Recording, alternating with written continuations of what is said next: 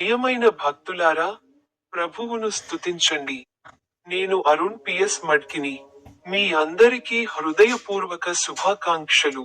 ఈ రోజు ఫిబ్రవరి 17వ రోజు, 2026వ సంవత్సరం 2వ నెల.